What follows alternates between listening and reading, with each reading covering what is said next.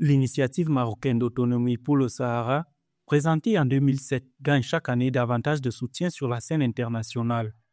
Lors des travaux de la 4e commission de la 80e session de l'Assemblée générale des Nations unies, plusieurs pays africains et arabes, dont le Togo, le Sénégal, le Burkina Faso, le Qatar ou encore l'Arabie saoudite, ont salué une proposition qu'ils qualifient de crédible, réaliste et pragmatique.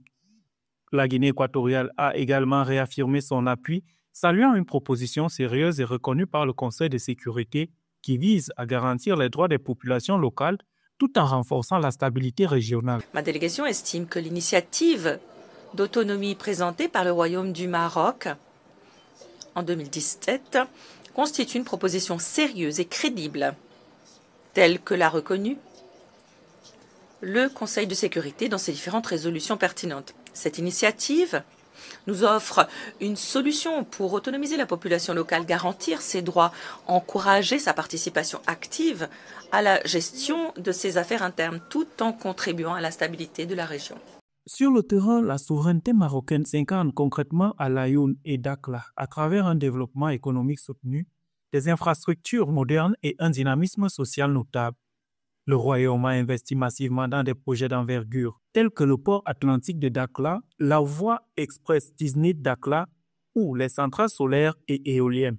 Depuis le lancement en 2015 du nouveau modèle de développement sous l'impulsion du roi Mohamed VI, la région s'est progressivement transformée en pôle économique et social majeur, contribuant à la stabilité régionale. Comme chaque année, la question du Sahara marocain a suscité ces derniers jours un débat nourri. Nous nous réjouissons du soutien renouvelé par la majorité de plus en plus large des délégations en faveur de la solution d'autonomie sous souveraineté marocaine. Parallèlement, nous déplorons les déclarations surannées de certains États membres dont les positions sont en décalage total avec les efforts du Conseil de sécurité pour parvenir à une solution politique réaliste et fondée sur le compromis, afin de mettre un terme à ce différend qui perdure depuis plus d'un demi-siècle. La reconnaissance internationale du plan marocain s'illustre également par l'ouverture de consulats dans les villes du Sahara par plusieurs pays africains, dont le Burkina Faso, le Tchad ou la Côte d'Ivoire. Des déclarations diplomatiques comme celle de Malabo, adoptée par le Parlement de la CEMAC, confirment l'adhésion croissante du continent à une solution africaine, pacifique et durable pour la question du Sahara.